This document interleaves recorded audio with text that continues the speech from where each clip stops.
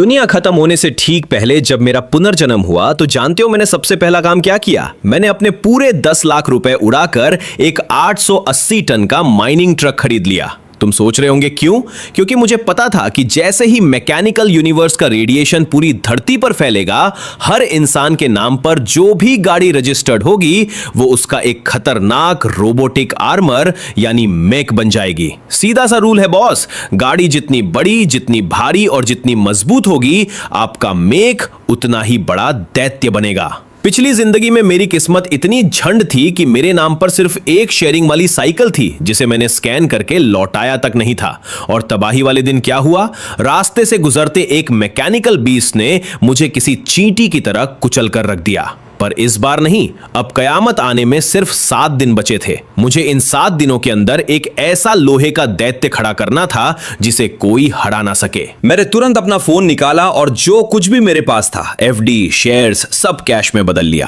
पूरी रात खटखटाने के बाद सुबह मेरे अकाउंट में कड़क 50 लाख रुपए पड़े थे। अगले दिन मैं सीधा भारी मशीनों वाली मार्केट पहुंचा और 40 लाख रुपए फेंक कर ये 880 टन का माइनिंग ट्रक उठा लिया। तुम्हें पता है, पिछली जिंदगी में जिस मैकेनिकल बीस्ट ने मुझे मारा था उसका वजन भी बमुश्किल 500 टन था। लेकिन मुझे पता था सिर्फ इस भारी ढांचे से काम नहीं चलेगा। मैं इस लोहे के पहाड़ को लेकर एक ब्लैक मार्केट मॉडिफिकेशन शॉप पर गया। मेरा प्लान क्लियर था। इसके आगे एक तिकोना टक्कर मारने वाला रैम लगाना था, शीशों पर मोटी लोहे की जाली वेल्ड करनी थी और ट्रक के पीछे वाले हिस्से को एक चलते फिरते हथियारों के गोदाम में बदलना था। मैं चाहता था कि मेरा मेघ देखकर ही लोगों की पैंट गीली हो जाए। जैसे ही मैंने अपना ट्रक दुकान के दरवाजे पर रोका, वहां खड़े हर इंसान की सिट्टी पिट्टी गुम हो गई। मैकेनिक लियू जापाओ ने इस लोहे के दानव को घूरा और पसीना पोंछते हुए बोला, भाई रास्ता भटक गए क्या? ये रिपेयर शॉप है, कोई खदान नहीं। तुम्हारी इस चीज ने मेरी दुकान की नींव हिला दी है। दरारें आ गई है दीवार में। मैंने अपनी जेब से एक ब्लूप्रिंट निकाला और हवा में लहराते हुए कहा, मैं सर्विस कराने नहीं, मॉडिफाई कराने आया हूं। ये रहे 5 लाख रुपए मजदूरी के, सामान का पैसा अलग से दूंगा। 5 लाख का नाम सुनते ही लियू डापाओ की सांसें तेज हो गईं। लेकिन तभी एक लाल रंग की पोर्शे वहां आकर रुकी। अंदर से उतरा अमीर बाप का बिगड़ैल बेटा झांग जियो। तुम्हें बता दूं, पिछली जिंदगी में इसी की स्पोर्ट्स कार म्यूटेट होकर एक फुर्तीले एजिलिटी मेक में बदल गई थी। इसने मेरा इकलौता खाना चुराया था, मुझे लात मारकर मशीनों के ढेर में फेंक दिया था और मुझे मरने के लिए छोड़ दिया था। जब भी वो फ्री होता था मुझे साइकिल वाला लूजर बोलकर चिढ़ाता था। कार से उतरते ही झांग जियो की नजर मुझ पर पड़ी। अरे लिनफैन, कहीं दरवाजे पर खड़ा ये कबाड़ तेरा तो नहीं है? अगर तेरा है तो इसे साइड हटा, मेरी कार का रास्ता रुक रहा है। मैंने उसे पूरी तरह इग्नोर कर दिया। जो इंसान कुछ दिन में मरने वाला हो उससे क्या ही मुंह लगना। मैंने काम जल्दी निपटाने के लिए मैकेनिक को 2 लाख रुपए एक्स्ट्रा दिए। देखते ही देखते मेरे ट्रक के आगे एक तिकोना लोहे का रैम लग गया। शीशे स्टील की जाली से सील कर दिए गए, बस देखने के लिए पतली सी जगह छोड़ी गई। टायरों पर मोटे स्टील की चेन वाली जाली चढ़ा दी गई ताकि वो कभी ना फटे। ट्रक के अंदर एक सेफ रूम बन गया था जिसमें एक तरफ स्टोरेज और दूसरी तरफ सोने की जगह थी। तीसरे दिन की सुबह सुबह मेरा फोर्ट्रेस टायरेंट आखिरकार तैयार था। लेकिन मुझे पता था इसमें अभी एक आखिरी चीज की कमी है। मैं अपने फोर्ट्रेस टायरेंट को सीधा शहर के सबसे बड़े लॉजिस्टिक गोदाम में ले गया और उसके अंदर पूरे 300 टन डीजल भरवा लिया। फिर मैंने अनगिनत राशन और सप्लाई खरीदी और लिविंग एरिया में ठूस दी। ये सब करने के बाद मैं चैन की नींद सो गया।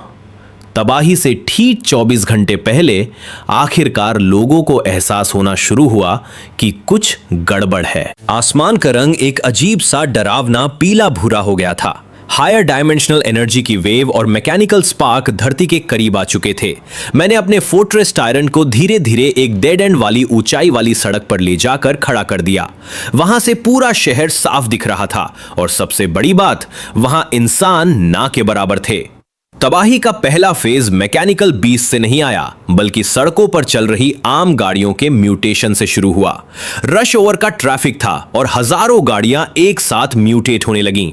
जो खौफनाक नजारा उसके बाद दिखा वो असली नर्क था। आसमान से एक पर्पल कलर की शॉकवेव गुजरी और पूरी दुनिया से एक भयानक मेटेलिक दहाड़ गूंज उठी। टूटे हुए पुल पर खड़े मेरे इस काले दानव ने भी अपना म्यूटेशन पूरा कर लिया था।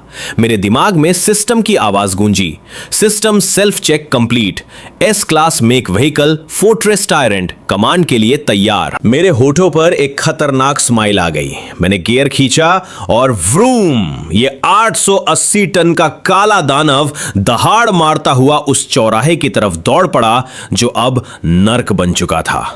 गाड़ी चलाते हुए मैंने अपने दिमाग को ट्रक से लिंक किया। अब मैं इसे अपनी सोच से कंट्रोल कर सकता था। तभी रडार पर एक लाल डॉट ब्लिंक हुआ। एक म्यूटेटेड बस।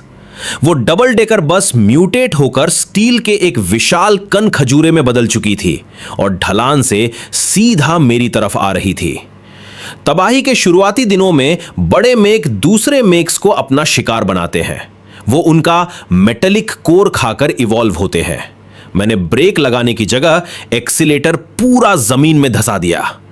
जैसे ही उस बस कन खजूरे की टक्कर मेरे फ्रंट बम्पर से हुई, टक्कर इतनी भयानक थी कि वो बस हवा में पीछे की तरफ उड़ गई। मैंने बिना रहम खाए अपना फोर्ट्रेस टायरेंट आगे बढ़ाया और उस बस को अपने टायरों तले बुरी तरह कुचल डाला। अगले ही सेकंड स्क्रीन पर लिखा आया, लेवल 1 म्यूटेंट किल्ड, बस टाइप, 50 मेटल ओरिजिन पॉइंट्स मिले। मैंने बुदबुदाया, बहुत कमजोर था, चलो अपने पुराने दोस्त की खबर ली जाए। मैंने अपने ट्रक को शहर के बीचों बीच मोड़ दिया। वहां एक पुराना दोस्त मेरा इंतजार कर रहा था। चौराहे पर एक 4 मीटर लंबा ह्यूमनॉइड मेक खड़ा था। वो और कोई नहीं, झांग जियो था। सुपरकार टाइप मेक्स की खासियत ही यही होती है कि वो शुरुआती दिनों में एक पूरा इंसानी ढांचा ले लेते हैं। झांग जियो की घमंडी आवाज उसके मेक के स्पीकर से गूंज रही थी। ये है असली ताकत। उसका घमंड इस वक्त 7वें आसमान पर था। तभी दूर से एक विशाल काली परछाई उसकी तरफ आती दिखी। वो उस 880 टन के दैत्य को देखकर सुन्न पड़ गया। ये तो उस भिखारी लिन फैन की गाड़ी है। नहीं, ऐसा नहीं हो सकता। लोहे का इतना बड़ा पहाड़ चल कैसे सकता है? जलन और डर ने उसके दिमाग को सुन्न कर दिया। उसने अपनी स्कारलेट लाइटनिंग को कंट्रोल किया और सीधा मुझ पर हमला कर दिया। 2 सेकंड में उसने 100 मीटर का फासला तय किया और अपनी कार्बन फाइबर की हाई फ्रीक्वेंसी तलवार सीधा मेरे टायर पर दे मारी। पर हुआ क्या? जैसे ही तलवार टायर पर पड़ी, खताक, झांग जियो की तलवार टुकड़े टुकड़े हो गई और उस भयानक झटके से उसके मेक का पूरा हाथ उड़ गया। ये देखकर मैंने अपना फोर्ट्रेस टायरेंट सीधा उसकी स्कारलेट लाइटनिंग के ऊपर चढ़ा दिया। अगले ही सेकंड वो लाल रंग का सुपरकार मेक जमीन में धंसकर लोहे के एक पतले से पापर में बदल गया।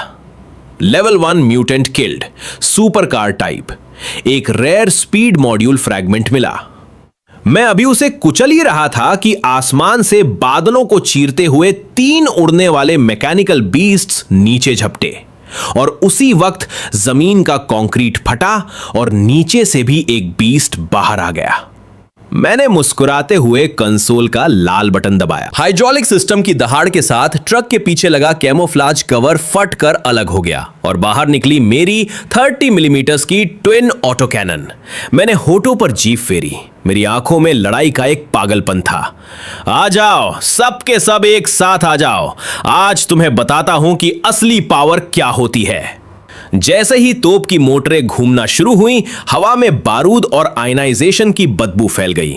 आसमान में उड़ने वाले उन तीनों बीस्ट्स ने मेरे इस काले दानों की एंटी एयर पावर को हल्के में ले लिया था। उन्होंने अपने ब्लेड जैसे पंख मोड़े और एक साथ नीचे गोता लगाया। उनके पेट से एसिड की थैलियां खुल गईं।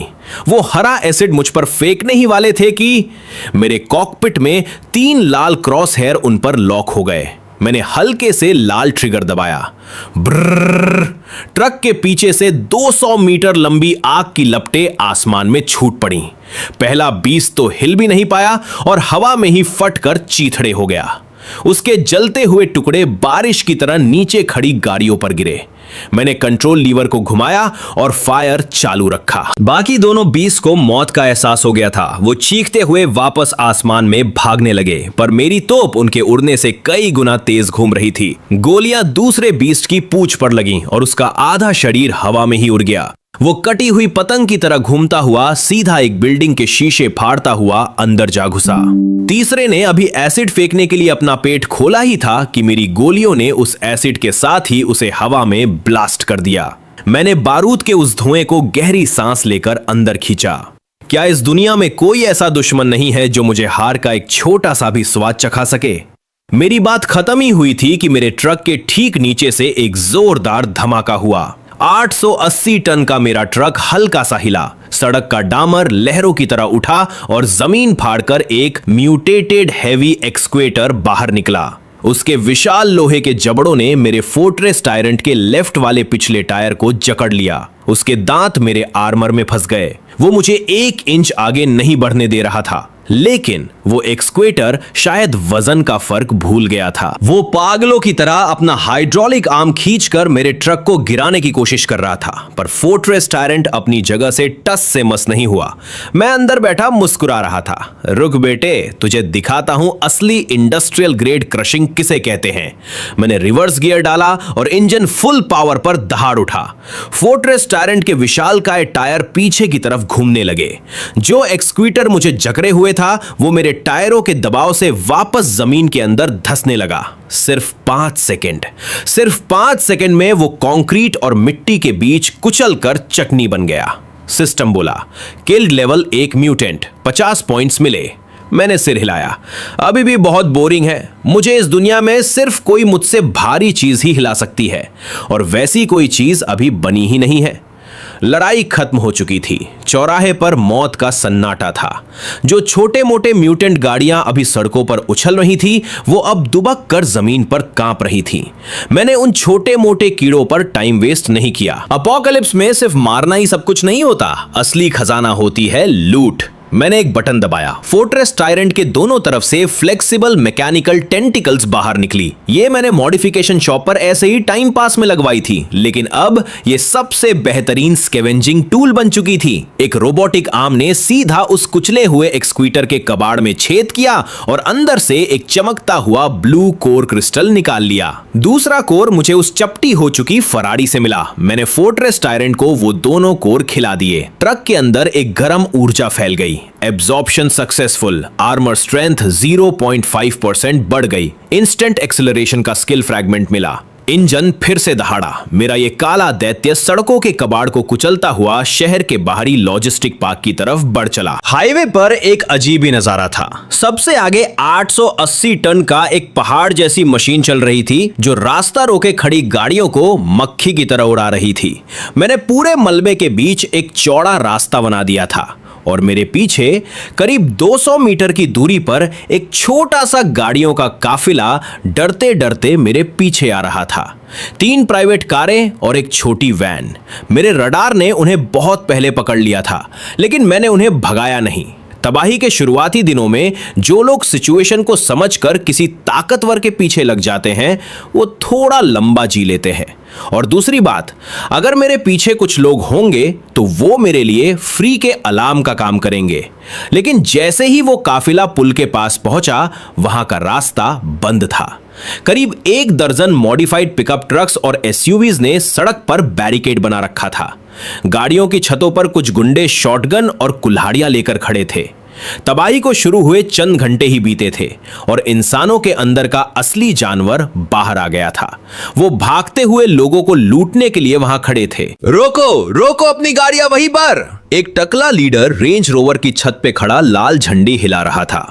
उन्हें लग रहा था कि जो भी शहर से बाहर जाएगा उसे उन्हें टैक्स देना होगा। मेरे पीछे वाली गाड़ियां डर के मारे कांपने लगीं। कुछ तो गाड़ी घुमाने लगे। ये देखकर मैंने ब्रेक नहीं लगाया। मैंने गियर बढ़ाया और सीधा उनके बैरिकेड में घुस गया। सूरज की रोशनी में उस काले ट्रक की परछाई पूरे बैरिकेड पर पड़ने लगी। टकले की हवाइयां उड़ गईं। जब गाड़ी पास आई तो उसे समझ आया कि वो किस चीज को रोकने की कोशिश कर रहा था। वो औरतों की तरह चीखा और भागकर रेंज रोवर में घुसने की कोशिश की। एक गुंडे ने डर के मारे मेरे टायरों पर शॉटगन चला दी, जिसका कोई फायदा नहीं था। मैंने फोर्ट्रेस टायरेंट का विशाल रैम सीधा उनकी एसयूवीज और पिकअप ट्रक्स के बैरिकेड में दे मारा। इससे पहले कि वो टकला कार में घुस पाता, भयानक टक्कर से वो हवा में किसी फुटबॉल की तरह उड़ा और रेलिंग से टकराकर बेहोश हो गया। सिर्फ 3 सेकंड में उनका पूरा बैरिकेड तबाह हो चुका था। चारों तरफ सिर्फ उनके कुचले हुए ट्रक्स का कबाड़ था। मैंने उन्हें मुड़कर देखा भी नहीं और सीधा पुल पार कर गया। जाते जाते उनकी गाड़ियों की कोर भी मैं उठा ले गया। कुछ दूर जाकर एक सर्विस एरिया में मैंने अपना ट्रक रोका। मुझे वो लूटे हुए कोर सेट करने थे और अपने पीछे आ रहे लोगों से भी निपटना था। जैसे ही मैं रुका, वो गाड़ियां भी 30 मीटर दूर झटके से रुक गईं। दरवाजे खुले और कुछ लोग कांपते हुए बाहर निकले। एक सूट बूट वाला अधेड़ आदमी, एक यंग कपल और हाथों में पाना पकड़े वर्क क्लोथ्स में एक लड़की। उन्होंने एक दूसरे को देखा और हिम्मत करके मेरे उस मंदिर जैसे ट्रक के पास आए। मैंने कॉकपिट का दरवाजा खोला और ऊपर से उन्हें नीचे देखा। मैंने मजे लेने के लिए अपने हाथ में एक मॉडिफाइड नेलगन घुमाई और ठंडी आवाज में बोला, बड़ी दूर से मेरा पीछा कर रहे हो, तेल का पैसा कौन देगा? ये बस एक जोक था, लेकिन उस खौफनाक माहौल में उन्हें लगा जैसे मैंने उनकी मौत का फरमान सुना दिया हो। सूट वाला आदमी हड़बड़ा कर आगे आया और कांपते हुए बोला, सर आपका बहुत शुक्रिया। आपने जो रास्ता साफ किया उसके लिए। हमारा कोई गलत इरादा नहीं है। हमारी गाड़ियों में जितना भी पानी और खाना है आप सब ले लो, बस हमें अपने पीछे आने दो। मैंने ताना मारते हुए स्माइल की। मेरा पीछा करोगे?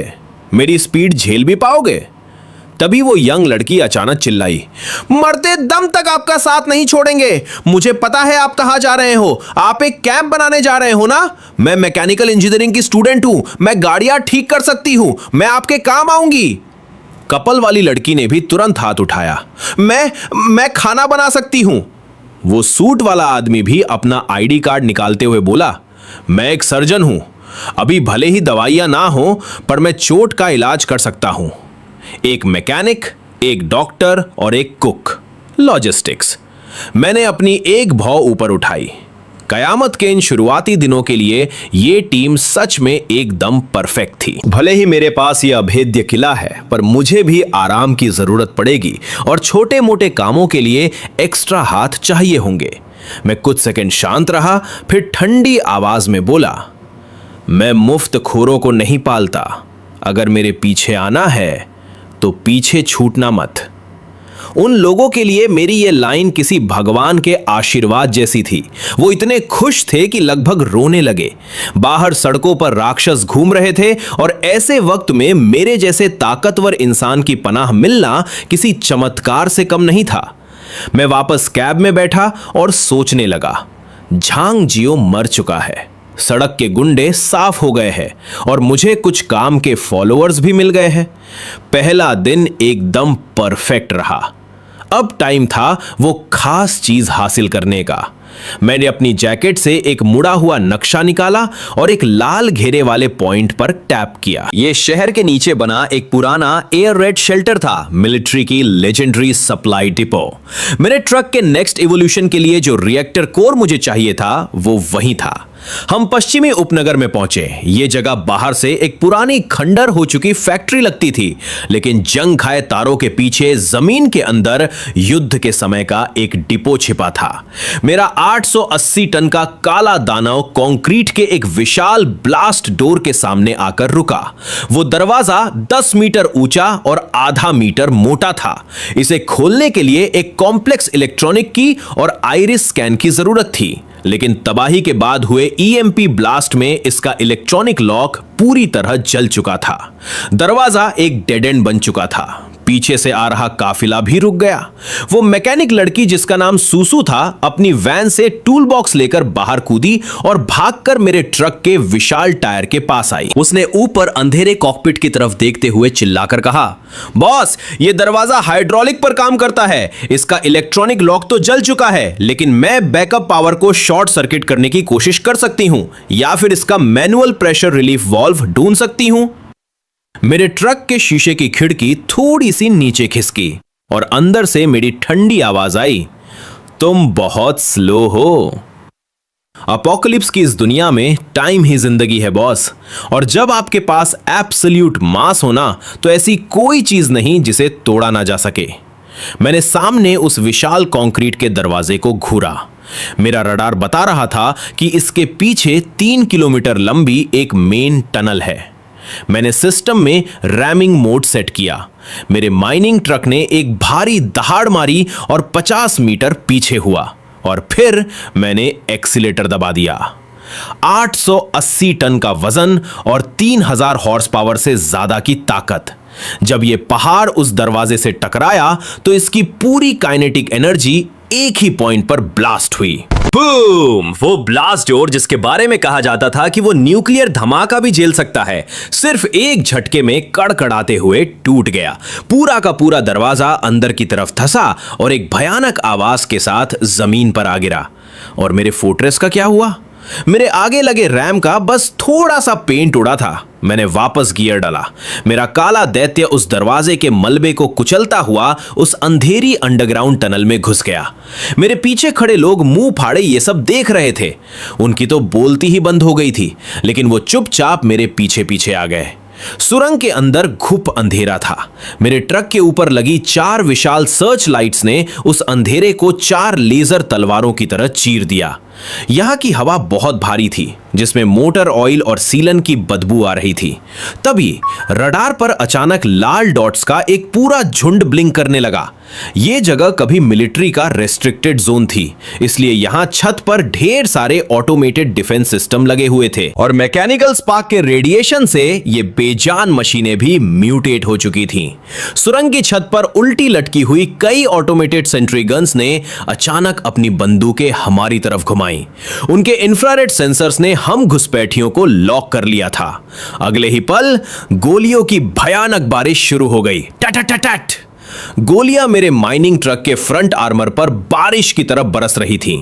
अगर कोई आम गाड़ी होती तो अब तक छलनी हो चुकी होती, लेकिन मेरे फोर्ट्रेस की मरीन ग्रेड मोटी स्टील प्लेट्स पर ये गोलियां सिर्फ हल्के हल्के सफेद निशान छोड़ पा रही थीं। मुझे अंदर बैठे एक खरोच तक का एहसास नहीं हुआ। मैंने अपनी कीमती 30 मिलीमीटर्स ऑटो कैनन का इस्तेमाल नहीं किया। इसके बजाय मैंने छत पर लगा सेकेंडरी वेपन सिस्टम ऑन किया। यह एक twin barrel high pressure water cannon थी जो खदानों में पत्थर धोने के काम आती है। मैंने इसे मॉडिफिकेशन शॉप पर लगवाया था, लेकिन ट्विस्ट यह था कि इसके टैंक में पानी नहीं बल्कि पेट्रोल पंप से चुराया हुआ पुराना गाढ़ा इंजन ऑयल भरा था। मशीन ने छत पर लगी उन सेंट्री गन्स पर काले ऑयल की 2 मोटी धारें छोड़ दी और ठीक उसके पीछे मैंने एक फ्लेयर फायर कर दिया। आग ने एक ही सेकंड में पूरी छत को अपने लपेटे में ले लिया। वो म्यूटेटेड मशीनें भले ही थोड़ी बहुत जिंदा हो गई थी, लेकिन थी तो फिक्स टारगेट ही ना। उस भयानक आग में पूरी सुरंग के अंदर एक के बाद एक धमाके गूंज उठे। सारी गन्स जलकर खाक हो गईं। मेरे पीछे आ रहा काफिला उस जलते हुए मलबे के बगल से बचते बचाते निकला। सूसू ने उन महंगी मशीनों के जलते हुए पुर्जों को देखा तो उसका दिल टूट गया। कितना शानदार सामान था। वो सर्वो मोटर्स अभी भी काम आ सकती थीं, उसने दुख से कहा। तभी लाउडस्पीकर पर मेरी आवाज गूंजी, अगर तुम्हें वो चाहिए तो मैं तुम्हें ये जगह साफ करने के लिए 5 मिनट देता हूं। जो काम का लगे उठा लो, आगे रिपेयरिंग के काम आएगा। ये सुनते ही सूसू की आंखों में चमक आ गई। वो तुरंत गाड़ी से कूदी और 2-3 लोगों को साथ लेकर पागलों की तरह पुर्जे नोचने लगी। यही तो कारण था कि मैंने इन लोगों को अपने साथ रखा था। मुझे एक ऐसी प्रोफेशनल लॉजिस्टिक्स टीम चाहिए थी जो मेरी लूटी हुई हर चीज को कॉम्बैट पावर में बदल सके। जल्द ही उस लंबी सुरंग को पार करने के बाद हम आखिरकार सबसे गहराई में बने मेन स्टोरेज एरिया में पहुंच गए। ये जगह किसी फुटबॉल के मैदान जितनी बड़ी थी। वहां लाइन से विशाल रैक लगे हुए थे जिन पर डार्क ग्रीन रंग के मिलिट्री क्रेट्स रखे थे। बंदूकें, गोलियां, मिलिट्री का ration, bullet proof jackets. Apocalypse की दुनिया में यह जगह किसी कुबेर के खजाने से कम नहीं थी। सारे सर्वाइवर्स खुशी से पागल हो गए, यहां तक कि वो डॉक्टर जो हमेशा शांत रहता था वो भी मेडिकल सप्लाई का एक डब्बा सीने से चिपकाए कांप रहा था। लेकिन मुझे इन सब कबाड़ में कोई इंटरेस्ट नहीं था। मेरी नजरें स्टोरेज के बिल्कुल बीचों बीच टिकी थीं। वहां मोटे लेड की चादरों से पैक एक अलग ही चैम्बर बना था जिस पर रेडिएशन का लाल खतरे वाला निशान लगा था। उस चैम्बर के अंदर बेस का बैकअप पावर सोर्स रखा था, माइक्रो फिशन बैटरीज का एक कोर सेट। ये वो ब्लैक टेक्नोलॉजी थी जिसे ऐसे डिजाइन किया गया था कि अगर न्यूक्लियर वॉर भी हो जाए तो भी ये बेस 50 साल तक चलता रहे। और यही चीज मेरे फोर्ट्रेस टायरेंट के इवोल्यूशन की असली चाबी थी। जैसे ही उस चेंबर का भारी वॉल्व घूमा, दशकों से बंद वो दरवाजा धीरे धीरे खुला। दरार से एक भूतिया नीली रोशनी बाहर आई। चेंबर के बीच में एक ट्रांसपेरेंट शीशे का कंटेनर रखा था जिसके अंदर हल्की नीली रोशनी छोड़ती हुई 3 मेटल की रॉड्स हवा में तैर रही थी। ये माइक्रो फिशन फ्यूल रॉड्स थी। मैंने हैवी प्रोटेक्टिव सूट पहना हुआ था, फिर भी मुझे उस ऊर्जा की धड़कन अपने शरीर में महसूस हो रही थी। तुम्हें पता है, अपोकैलिप्स में एनर्जी के 3 लेवल होते हैं। लेवल 1 फॉसिल फ्यूल, पेट्रोल और डीजल, जो बहुत आवाज करता है, कमजोर है और खत्म हो जाता है। Level 2 electrochemical energy, lithium battery और हाइड्रोजन। ये शांत है पर इसकी रेंज कम होती है। लेवल 3 न्यूक्लियर और higher dimensional energy, unlimited power. इससे आप एनर्जी शील्ड और लेजर वेपन चला सकते हैं। मेरा फोर्ट्रेस अभी भी लेवल 1 पर अटका था और ये 3 रॉड्स मुझे लेवल 3 का भगवान बनाने वाली थी। मैंने 1 सेकंड भी बर्बाद नहीं किया। मैं वापस ट्रक में बैठा, उसकी रोबोटिक आर्म को कंट्रोल किया और बहुत ही सावधानी से उन तीनों फ्यूल रॉड्स को उठा लिया। ट्रक के आगे वाली विशाल इनटेक ग्रिल धीरे धीरे खुली और अंदर का वो गहरा स्लॉट दिखा। जैसे ही मैकेनिकल आर्म ने उन रॉड्स को ट्रक के अंदर डाला, ऐसा लगा जैसे पूरे अंडरग्राउंड की हवा 1 सेकंड के लिए जम गई हो। और फिर मेरे माइनिंग ट्रक के अंदर से एक खौफनाक सक्शन फोर्स निकली। डैशबोर्ड के सारे मीटर्स एक झटके में फुल हो गए। कॉकपिट की वो पुरानी पीली रोशनी एक अंधी कर देने वाली भूतिया नीली रोशनी में बदल गई। सिस्टम की वार्निंग गूंजी, खतरा, हाई एनर्जी रिएक्टर में एनर्जी लिमिट से बाहर जा रही है। फोर्स्ड एसिमिलेशन, जबरदस्ती अपग्रेड चालू है। मेरा पूरा 880 टन का ट्रक पागलों की तरह कांपने लगा। इंजन की आवाज बदल गई। डीजल इंजन की उस भारी धड़धड़ की जगह अब उसमें से किसी टर्बोजेट इंजन, फाइटर जेट जैसी चीख निकलने लगी। कॉकपिट के अंदर मैं भी दर्द से चीख पड़ा। इस मेक का होस्ट होने के नाते मुझे भी उस भयानक एनर्जी का झटका झेलना पड़ रहा था। ऐसा लग रहा था जैसे मेरी रगों में खून की जगह खौलता हुआ लावा बह रहा हो और मेरी आंखों से नीली रोशनी फूट रही हो। कुछ सेकंड बाद सब शांत हुआ। Assimilation complete. Energy system upgraded. Hybrid micronuclear fission drive unlock हो गई। नई skill deflection field shield, energy कवच अनलॉक। नई स्किल ओवरलोड रैम अनलॉक। उस पल बाहर से देखने में मेरा माइनिंग ट्रक वैसा ही लग रहा था, लेकिन अब उसकी पूरी बॉडी पर एक हल्की सी नीली चमक दौड़ रही थी। मेरा इवोल्यूशन अभी पूरा ही हुआ था कि बाहर हॉल से खौफनाक चीखें आने लगी। बॉस बचाइए, हेल्प! ये उस डॉक्टर की आवाज थी। मैंने आंखें खोली और बाहर कैमरे में देखा। वो हॉल अब नर्क बन चुका था। जिस सुरंग से हम आए थे उसका रास्ता बंद हो चुका था। वेंटिलेशन डक्ट्स और दीवारों की दरारों से अनगिनत मैकेनिकल चूहे बाहर बहने लगे थे। हर चूहा एक बिल्ली जितना बड़ा था और वो सुनामी की तरह आ रहे थे। और उस चूहों की सुनामी के बीचों बीच एक विशाल राक्षस खड़ा था। वो एक म्यूटेटेड गार्बेज ट्रक था। उसका पीछे वाला हिस्सा एक भयानक ब्रीडिंग नेस्ट बन चुका था जिसमें से लगातार नए मैकेनिकल चूहे पैदा होकर गिर रहे थे। उस ट्रक के आगे वाले हिस्से पर अनगिनत मक्खियों जैसी आंखें लगी थी और वो जहरीली हरी गैस छोड़ रहा था। सूसू, डॉक्टर और बाकी लोग एक कोने में फंस चुके थे। जो बंदूकें उन्होंने अभी अभी उठाई थी वो उन हजारों चूहों को रोकने के लिए काफी नहीं थी। कुछ चूहे उछलकर सूसू के ऊपर चढ़ गए थे।